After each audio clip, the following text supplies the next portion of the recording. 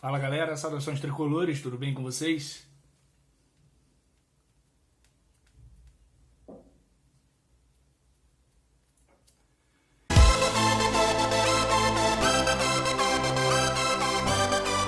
Isso resume tudo que a gente viu ontem no Maracanã, no empate de 3-3 entre Fluminense e Corinthians, um grande jogo.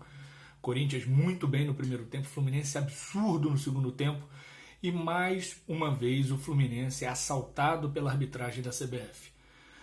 E é assaltado porque ele dá um pênalti duvidoso para o Corinthians, podia marcar, podia não marcar. Não dá um pênalti duvidoso a favor do Fluminense, aquela bola dupla na mão, do Gil que está colado ao corpo, mas no Fagner que a mão está aberta. Ah, mas está no movimento natural, mas amplia o espaço do corpo.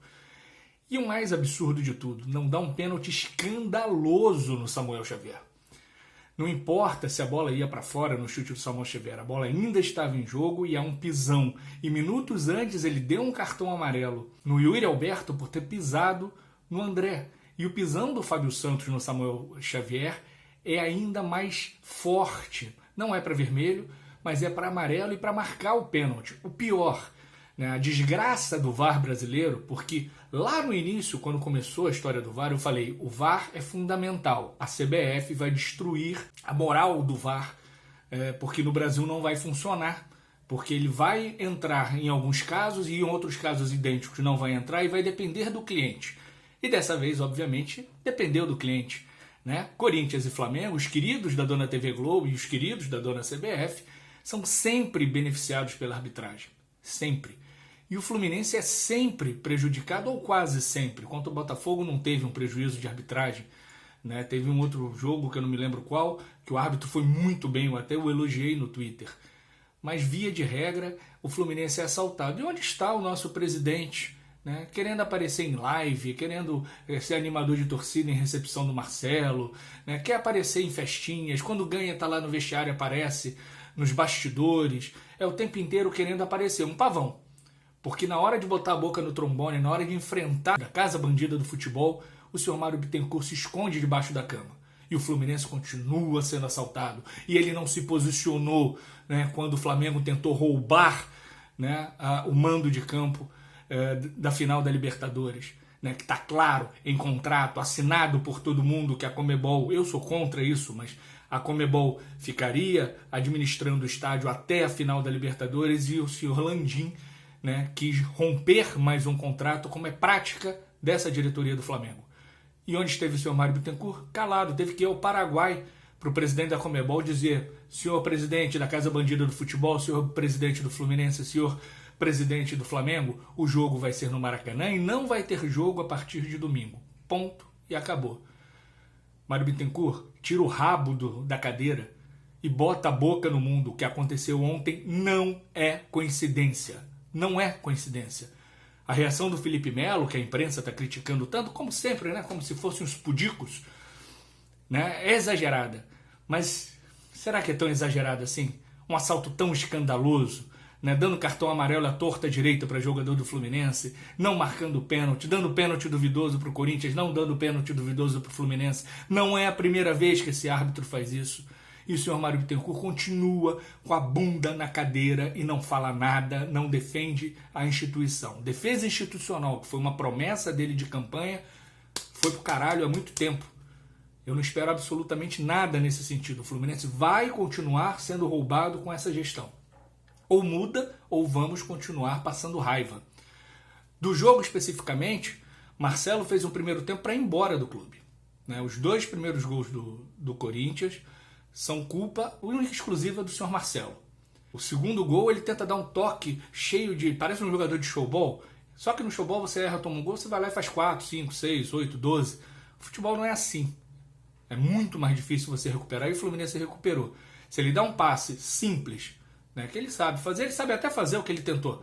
Mas se ele dá um passe simples pro Fábio, sai jogando, não toma aquele gol. Toquinho de calcanhar no primeiro gol, pra quê? Qual o objetivo? Sem sentido.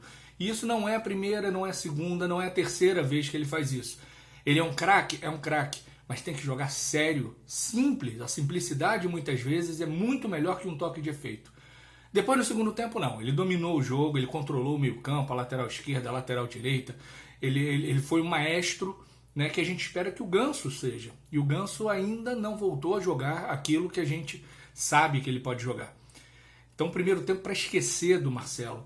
O Felipe Melo com seu arranque de balsa no primeiro gol, né, deu um carrinho, a bola já estava quase dando gol quando ele começou a dar o carrinho. Lento toda a vida, e é sempre isso que me preocupa, o lado esquerdo da defesa do Fluminense. Isso me preocupa, a única preocupação que eu tenho na final da Libertadores.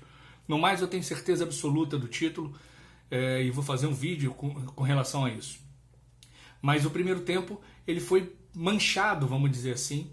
O Fluminense não jogou bem, o Corinthians jogou muito bem, né, mas manchado pela atuação do Marcelo, que errou quase tudo. Aí depois ele começou a jogar de maneira mais simples e usando a sua genialidade, e foi dele o lançamento para o Samuel Xavier, que sofre o pênalti, né, que o soprador de apito não dá. Garfa, rouba o Fluminense. Não tem outra palavra, é roubo, é assalto. Mas tem uma outra coisa, os times contra o Fluminense vão fazer o que o Corinthians fez no primeiro tempo, né, marcar alto. O que o Fluminense tem que ter em mente? Joga o seu futebol, joga o seu modelo de jogo, não dá os moles que o Marcelo deu, porque esse time que fizer essa marcação alta vai morrer no segundo tempo. E aconteceu. E não é porque o Corinthians tem jogadores com média de idade avançada, como o Cássio é o goleiro, mas Fagner, Gil, o Fábio Santos, o Juliano. Não, porque o Mano Menezes colocou uma molecada, tipo, virou o Renato Augusto, por exemplo, que é outro jogador veterano, e aí depois ele troca, sai o Juliano, entra o Renato Augusto, e botou uma molecada para dar essa intensidade. Os moleques cansaram, porque não dá para manter por 90 minutos, mais acréscimos, um estilo de jogo marcando alto e depois, se o outro time consegue sair, voltar todo mundo muito rápido. Isso é extremamente cansativo. Então o Fluminense precisa estar atento a não dar o mole que o Cano deu, que quase saiu o gol do Yuri Alberto, não dar os moles que o Marcelo deu. Fazendo isso, jogando simples, pode ser que o adversário marque, mas vai ser mais difícil o Fluminense passar o sufoco que passou.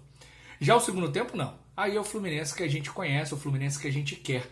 Impositivo, dominou o jogo, amassou o Corinthians, empatou o jogo, poderia ter virado, não fosse o Cássio fazendo 2 ou 3 defesaças, né? O Cano, numa noite terrível, perdeu um gol de cabeça cara a cara com o Cássio, o Cássio defendeu, uma outra bola que normalmente ele bota no gol, ele chutou a bola lá na lua, uma noite infeliz do nosso artilheiro.